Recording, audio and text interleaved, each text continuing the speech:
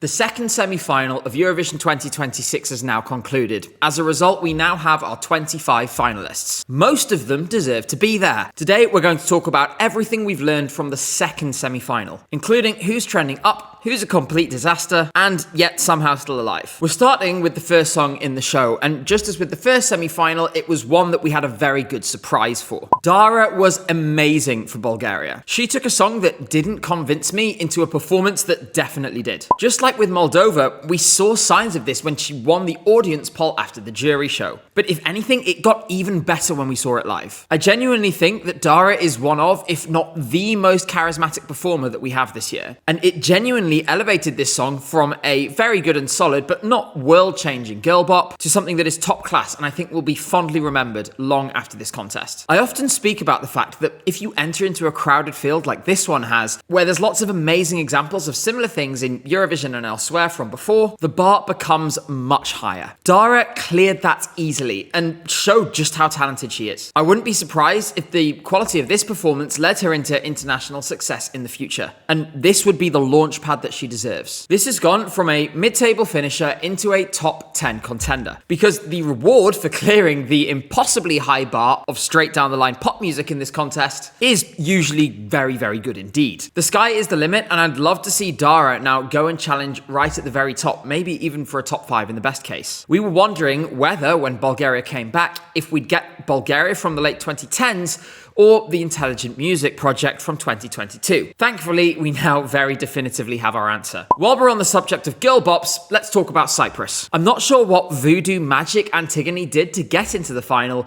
but that's the only explanation for how it did it. What we saw both in the jury show on Wednesday night and in the live show on Thursday was a vocal performance that ranks among the very worst in this contest in recent years. And yet somehow she's in the final, over the line ahead of others who delivered far more tunefully on the night. I seriously can't remember a performance that was worse technically. In both her jury and her public performances, she was out of breath almost immediately, she repeatedly went out of time, and she was only just about in the same postcode as the note she was actually meant to be singing. There was a very consistent trend where the more she danced, the more she sung out of tune, and it was painfully obvious that she cannot do both at the same time. I watched both performances from between my fingers. In any case, mission failed successfully. For whatever reason, she's in the final. My only presumptions are that this was a combination of the fact that the staging was quite good and the song was good despite her. As well as that, I think Eurofans really like this song. There was a perception that it was at risk of not qualifying, and it wouldn't surprise me if a lot of people prioritized voting for it for that reason. To be honest, the amount of answers I have for this are very limited. I'm genuinely mystified. And it's surely also down to the failure of the non-qualifying songs to connect with people that this has ended up through by default. Well done to the producers and songwriters and the staging director here, because they have magicked up a qualification out of nowhere, and it's scraped through despite Antigone's best efforts. Unfortunately, if you sing like that in the jury final, I won't be surprised if you get 12 points. In total.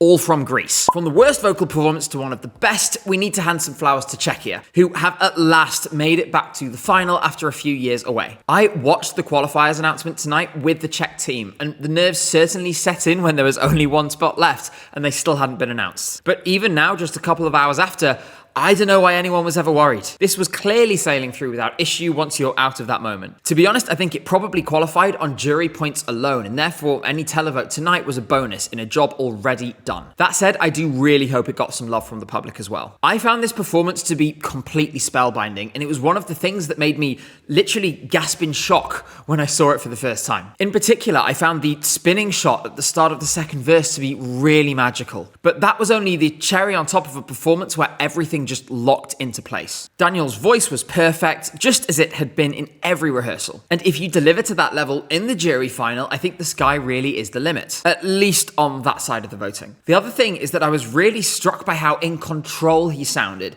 It was never on edge, never shaky, and it never felt like he was close to missing anything. There was zero nerves whatsoever, and that's especially impressive given that Daniel is at such an early stage of his career. This is one amongst many here where it's difficult to pinpoint exactly exactly how high it's going to go. A high jury score seems inevitable because I think that's probably what saw it primarily through to the final. Like I said, I think it qualified with points from that side alone before you even add a single one from the public. At the same time, I can't help but feel that there must be a televoting audience for this somewhere. It's not going to be the one that wins the room at a watch party, but surely some people will see this and be as moved as many of us were when we saw it for the first time. It really was a special performance. I don't think there's any realistic chance of this winning the entire contest, but a high finish is a realistic possibility if it delivers to its maximum on the jury side. While on the subject of songs that could be winners, we need to talk about France, which was a pre-qualifier but nevertheless performed tonight. I include myself in the list of people who really thought that they could do it, but now I'm not so sure. Is it technically brilliant and is it beautifully executed? Yes, of course. Is it extraordinary that Monroe can sing like this and perform like this at such a young age?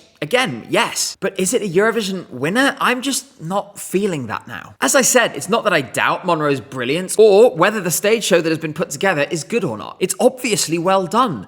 The problem is that it just feels so restricted, so over-orchestrated, to the point that I start to wonder whether it's a little bit too perfect, a little too smooth around the edges, and doesn't quite have that little bit of edge and personality that you'd need to connect with the audience and get over the line with the public. The best bit of the performance is when we see that personality from Monroe, when she breaks character for a moment to wink into the camera. But other than that, I don't feel connected to this. Her personality is the most endearing thing. It's the biggest selling point, and yet it gets about 1 second of screen time. It's buried beneath something that is just too emphatic and too contrived. I would have loved for her to have at least a little freedom rather than feeling like every element is totally on rails. And for that reason, I just don't know if people are going to connect with this. We should say that last year I said something not too dissimilar about Wasted Love. I'm sat recording this video in Vienna, so you know how that turned out. I'm just not getting this yet, and maybe that will change by Saturday, but right now I'm not seeing a winner in this. Another country trying to answer a lot of the same questions this evening was Denmark. Coming into the show, I honestly wasn't all that sure. His rehearsals and jury performances had been certainly more than enough to get to the final with room to spare, but it felt like we never quite went past 75% of his best. Whether that was deliberate or not is kind of irrelevant now, because this live show was significantly better than everything that had come before it. I still don't think we're on the same level as the national selection, but we're closer, and it's been improving each time and just at the right moment. This trend continuing would hopefully see a better performance tomorrow and a better performance on Saturday too. At the same time, I should say, the elements where I feel it's fallen away are not really Søren's fault, nor are they within his control. We've generally seen across the entries this year that there's clearly been a clampdown on the amount of pre-recorded backing vocals that they're allowed on the track. The same is true here, and the chorus of voices that made the last section of this so much more powerful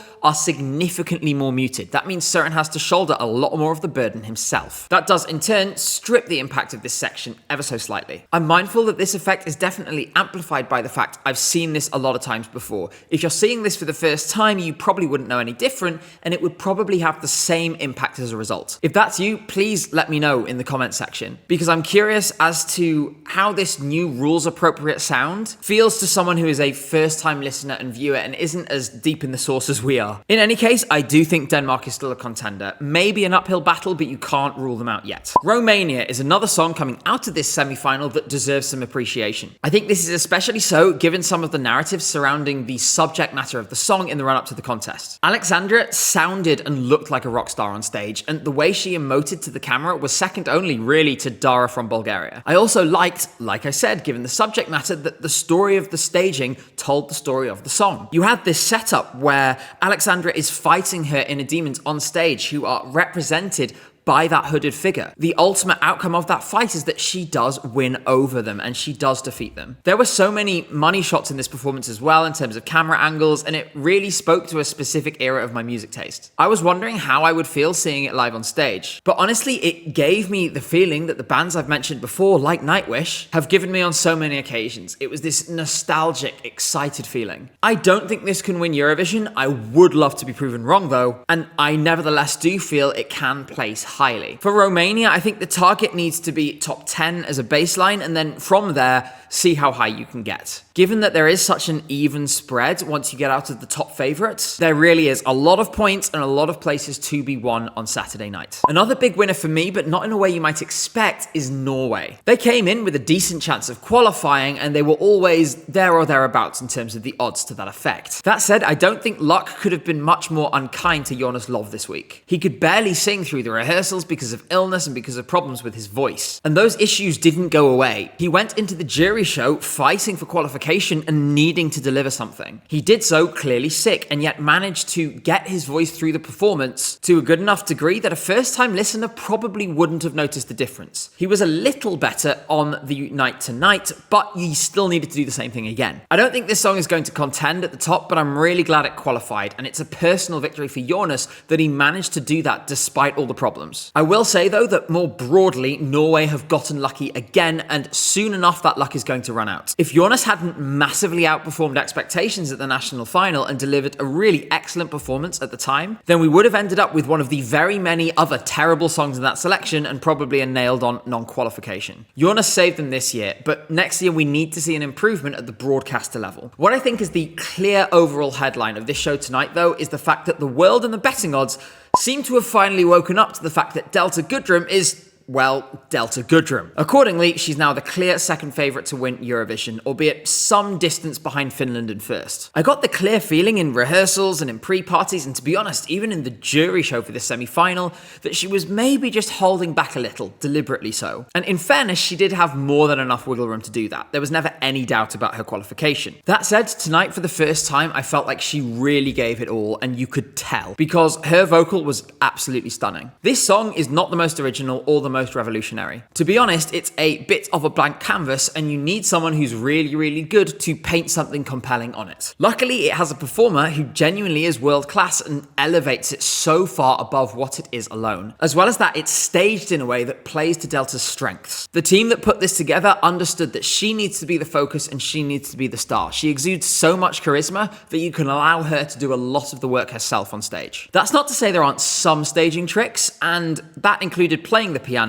or on the more extreme end, being lifted into the sky on a platform that has, and I'm not kidding here, literally been loaned from Beyonce. These things, in my opinion, made it a little silly, but they added to it. They made it more fun. And overall, I thought it all blended so well. Questions remain for this as to whether it can go as far as to win the entire contest and take us either to Australia or wherever the EBU decides that isn't Australia. But she's in with a shot, and to be honest, I think the most likely jury winner at this point, at the very least. If that's the case, then we already know she's going to be on the split screen at the end of the night, and her bid to win this thing will go down to the very last moment. Personally, I wouldn't mind Eurovision in Sydney at all, even if the show would start at 5 a.m. With that, we're coming to the end of this video, but I do also want to shout out Albania, Ukraine, and Malta, who all claimed their places in the final tonight and all performed roughly as I expected. I thought the Albanian staging was really beautiful, in particular when Alice's mother removed his glasses, and I thought Ukraine and Malta delivered really solid performances too. In both of those cases, I think there's more to come from them as well, and hopefully with less pressure and nerves since they've made it to the final now, we'll see their best tomorrow and on Saturday. Overall, this was a semi that lacked a serious shock non-qualifier or qualifier, and in fact the odds got 10 out of 10 right. But it was, nonetheless, full of drama, and the overall quality was significantly better than the first one. Now it's time for the final, and I can't lie, I am feeling a little trepidation and dread. That's something that I think a lot of us have felt for a few years now, but at this stage we have no choice to have faith that the worst will not come and musical merit will prevail over the forces that have tried to pull this contest apart. Hopefully a Eurovision will come soon where this cloud is not hanging over us. For now, take care, and I will see you very soon for the final.